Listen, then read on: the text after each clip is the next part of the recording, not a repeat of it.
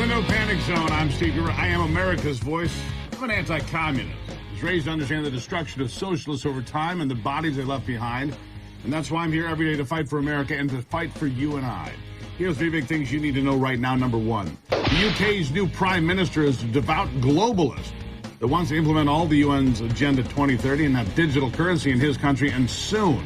Number 2, some big debates tonight in the race to the midterms, none bigger than the rematch between Gretchen Whitmer and Tudor Dixon on the heels of a new poll showing them tied at 48 each in Michigan. And number 3, with the big debates on tap for tonight, that also includes a matchup between Dr. Oz and radical left-wing whack job John Fetterman in the race for the U.S. Senate seat in Pennsylvania. The nation is solidifying its positions on a variety of issues as we speak, and frankly, the Democrats' policies across the board are getting rejected by voters, and not just Republicans, but independents, and yes, Democrats too, especially women, who are far more worried about paying for food and gas, electricity and heat than they are about getting an abortion.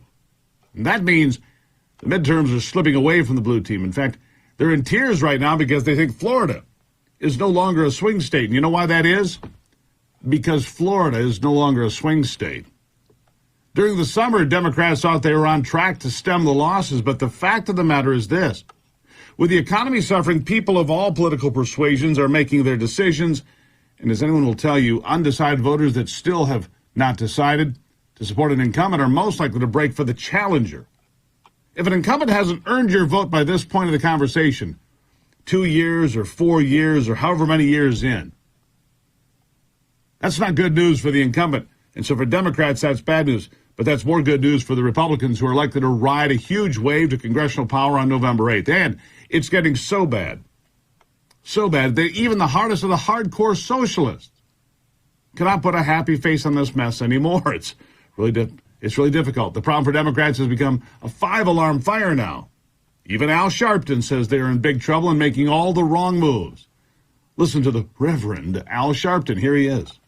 Some of us have been saying to the Democrats, you've got to talk about uncomfortable things that are really concerning and that are very important to the base of voters that you want to come out and vote. So yes, we've got to talk about voting rights. We have to talk about democracy, but we also have to deal with crime. Victims. I had people in churches in Atlanta yesterday say to me, I'm so glad that you have a balanced message here because I'm afraid of both. And I think that a lot of Democrats are in the leadership are listening to a noise factor of saying, don't do this, don't do that, rather than listening to the voters. When you see a gap like that in enthusiasm, when you have so much at risk, then you have to stop and say that our messaging is off. Oh, yeah, I'd say your messaging is off. Yeah, the messaging is off. But hey, look, at least you've got Joe Biden, right? The guy that got 81 million votes, you'll tell me. Who's the greatest president of all time? He'll tell us all. Humble, too. And at least Joe Biden is sharp and focused on what has to be done, right? I mean, he's on the ball. Or wait a second. Did President Biden fall asleep during that softball interview on NBC over the weekend? A lot of people sure think so. I want you to watch, and you decide. Here it is. I have not made that formal decision, but it's my intention. My intention to run again. And we have time to make that decision.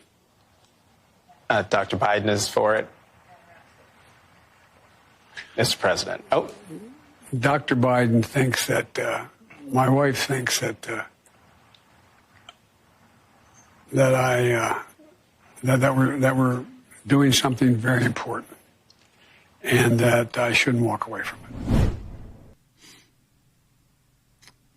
Did he or didn't he? Sure looks like it to me. Can we watch it one more time? Can we watch that one more time? Just, I want you guys to see this. Mr. President, Jonathan Capehart, Mr. President, watch. I have not made that formal decision, but it's my intention. My intention to run again. And we have time to make that decision. Dr. Biden is for it. Mr. President. Oh. Dr. Biden thinks that, my wife thinks that we're that we're doing something very important, and that I shouldn't walk away from it. But I can doze off, walk away, doze off, whatever. That sure instills confidence in all of us, now doesn't it? The 80-year-old president of the United States just dozing off during an interview and has to be woken up by the guy from MSNBC that, of course, tries to just act like it never really happened. And that really is the problem. Joe Biden and his entire team are asleep at the wheel, and it doesn't seem that it's going to get any better anytime soon. They just want to blame anyone, everyone, for what's going on.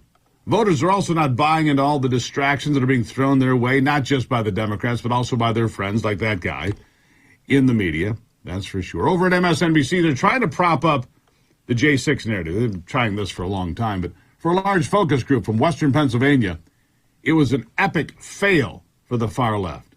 They tried to target the candidate running for governor in Pennsylvania, Doug Mastriano, but it did not go well, not at all.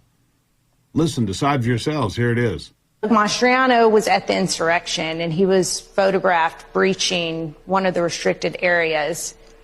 Is that okay? Which area? Because I saw video where Capitol officers were taking away barriers and unlocking doors for people. So, I mean, they opened the gates. So it shouldn't be disqualifying for an elected official if they participated in January 6th? He didn't strike anybody. He didn't hurt anybody. And the only one that died was a protester there, not a Capitol police unarmed officer. Female veteran. That's the only one that died. That's the only one who died. A police officer did die. No. It was a stroke. That's not on site. Caused by that. That's because he shouldn't have been a police officer. It was one woman. So what do you make, though, overall of January 6th? I mean, watching that footage, it was pretty disturbing. I mean, there were people throwing excrement at the walls, and it was it's the Capitol. It looked a lot like Antifa's actions. Yeah, it looked a lot, except on a much smaller scale. It looked the same as the Black Lives Matter riots. You see, they are not interested at all in blaming the former president for what happened that day either. Listen to this. Do you think that President Trump could have quelled the violence that day? Not him personally. I don't think so, no. I don't think so. It started while he was still speaking. I was actually there. I was there to see what I thought was going to be the last time I ever saw Trump in Little Island. So did he tell everybody to go and start rioting? No. I didn't think so. No, and it actually, I stayed for the whole speech, like a ton of people did. Mm-hmm. And then we all headed to the Capitol because he said, let's go to the Capitol and peacefully let our voices be heard. And we get to the Capitol and we're like, what the hell's going on? Because it had already happened. I'm pretty sure I saw Democratic operatives instigating people to cross barriers. And there you have it. You see, this is why the Democrats are looking at a 5-alarm fire. It's a full-blown emergency. It is. Nobody's buying what they're selling anymore. Nobody's buying what they have to say anymore. And with Joe Biden falling asleep during an interview, for those of you listening, his eyes close. He just kind of drifts off a little bit. Jonathan Capehart, he brings him back to the conversation, but he's clearly trying to regather his thoughts as he's trying to catch up with his little sleepy time. Yeah. I'll take a break. We've got more to cover here today. It's the Steve Gruber Show. Good to see you.